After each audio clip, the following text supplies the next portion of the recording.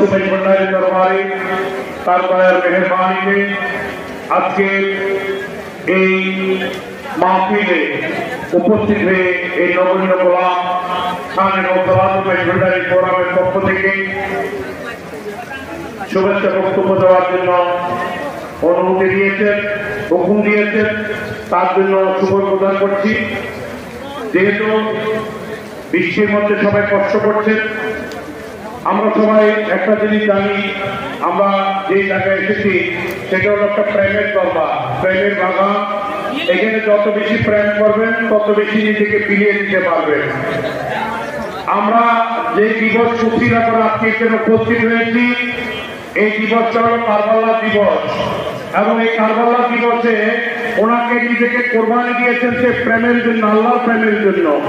অতএব ওই প্রেমকে ধরে রাখার জন্য যাদেরকে দায়িত্ব দিয়েছেন সে আহলে বাইত রাসূল, আওলাদ রাসূল, গাউসুল আজম মজবুন্নাহ কিবলা কাবার দরবার আমরা উপস্থিত হয়েছি। এবং হযরত কিবলার নজরে কেরামে তখনকার দিনের খোলাফায়ে আযমরা যারা ওনার সান্নিধ্য নিয়েছেন, যারা ওনার সঙ্গে প্রেম করেছেন, যারা ওনার প্রেমকে বিলিয়ে দিয়েছেন, তারা এক একটা দরবার, এক একটা শান আজমত নিয়ে বাংলাদেশের বিভিন্ন প্রান্তে ছড়িয়ে ছিটিয়ে সেই জমজমাট অবস্থান সৃষ্টি করেছে। সেই প্রেমের বাগানে আমরা উপস্থিত হয়েছি।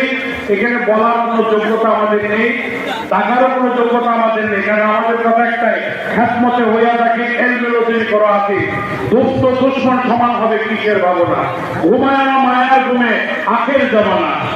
এই আখের জমানা এসে আমরা যদি এই হযরত কিবলার ছায়া থেকে যদি আমরা বঞ্চিত হয়ে যাই, হযরত কিবলার প্রেম থেকে যদি আমরা বঞ্চিত হয়ে যাই, আমাদের উপরে লালত করতেই থাকবে।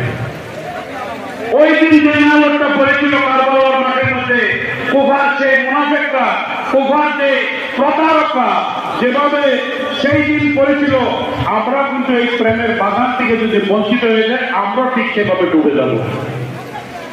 আপনারা দেখেন, যারা ওই কুফার জমিনে যারা আল্লাহ রাসূলের আওলাদের সঙ্গে মুনাফিকি করেছেন, বেঈমানি করেছেন, বেয়াদবি করেছেন, নাফরমানি করেছেন, তাদের কোনো মাজার নাই, আছে?